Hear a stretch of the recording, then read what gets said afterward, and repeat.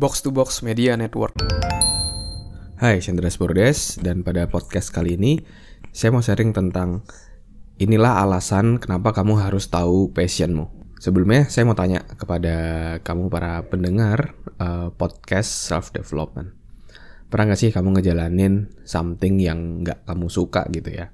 Kayak misalnya contoh dulu gitu, ketika saya belum tahu passion saya, akhirnya saya masuk IPA gitu ya. Dan masuk IPA karena apa? Karena sekeliling yang stereotipnya atau dipandangnya itu yang paling bagus itu harus masuk IPA. Jadi IPA lebih bagus daripada IPS.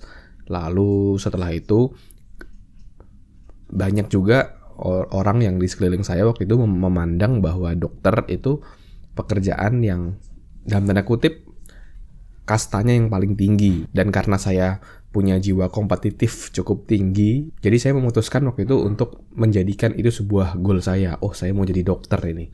Bukan karena ingin membantu orangnya atau suka dengan pelajarannya, tapi lebih karena ingin menjadi yang terbaik tadi, yang dipandang oleh masyarakat di sekitar.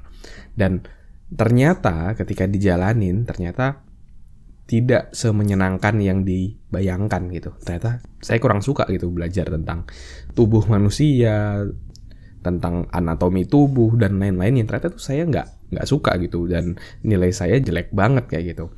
Sampai akhirnya suatu saat ketika saya waktu itu kelas 3 SMA atau sekarang kelas 12 ya, itu saya baca sebuah buku gitu, di mana di buku tersebut bercerita bahwa ada seorang dokter yang udah bekerja kurang lebih 5-7 tahun, namun sampai akhirnya dia memutuskan untuk keluar dari pekerjaannya tersebut dan menjadi arsitek, seingat saya. Jadi karena dia memang sukanya bukan di dokter tadi, dan dia tidak mau menghabiskan waktunya di bidang yang dia kurang suka, dan akhirnya dia memutuskan untuk mengikuti apa yang hatinya yang dia suka. Dan dari situ saya seperti dalam tanda kutip tertampar gitu ya. Waduh, saya merasa juga ini saya merasa saya seperti dokter tadi, di mana saya menjalani sesuatu yang sebenarnya saya kurang suka kayak gitu. Dan saya nggak mau juga kalau di kemudian hari nanti berakhir dengan cara yang sama. Saya sudah bertahun-tahun berjuang, akhirnya memutuskan untuk pindah jalur. Kan sayang kayak gitu ya. Dan akhirnya saya coba mencari apa sih yang saya suka, apa sih passion saya gitu. Dan ketika SMA itu saya melihat ada dua hal nih yang saya suka banget, yang saya kerjain meskipun saya tidak dibayar pun saya tetap ngelakuin.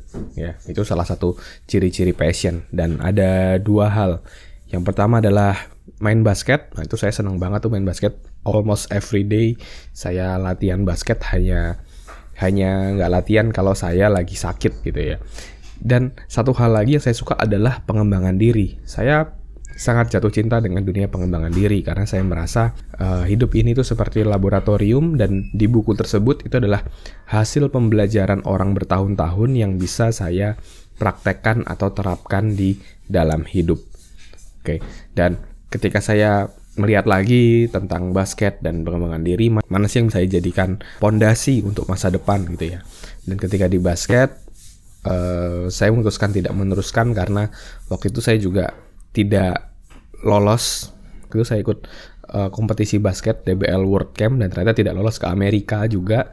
Dan akhirnya ya udah, saya memutuskan saya tidak menjadi pemain basket, hanya jadi hobi aja. Namun saya untuk di karir dan di masa depan saya fokus di pengembangan diri.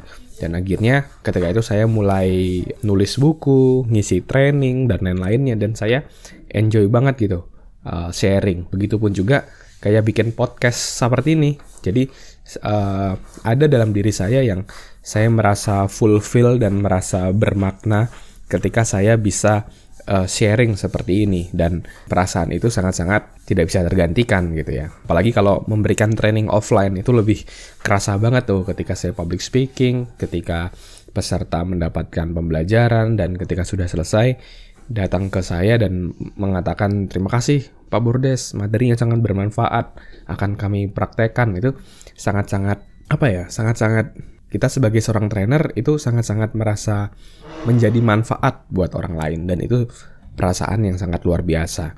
Dan akhirnya saya memutuskan fokus di pengembangan diri, di dunia HR gitu ya. Akhirnya sambil menguasai kompetensi lain, kemampuan lain. Jadi tidak hanya di people development, tapi juga di organizational development. Saya mengembangkan diri saya sehingga bisa menjadi HR profesional seutuhnya. Dan akhirnya sampai sekarang pun saya juga bekerja di dunia HR. Kalau misalnya dulu saya tidak kalah di final itu, mungkin sekarang saya masih kekeh untuk menjadi pemain basket kali ya. Dan mungkin belum bisa seperti ini. Tapi moralnya adalah ketika kita memutuskan mengerjakan sesuatu yang kita suka, itu akan sangat menyenangkan sekali gitu ya. Apalagi kalau itu termasuk di karir kita, sesuai dengan passion kita apa. Dan ibaratnya kita bekerja, kita happy, kita seneng, dan dibayar pula.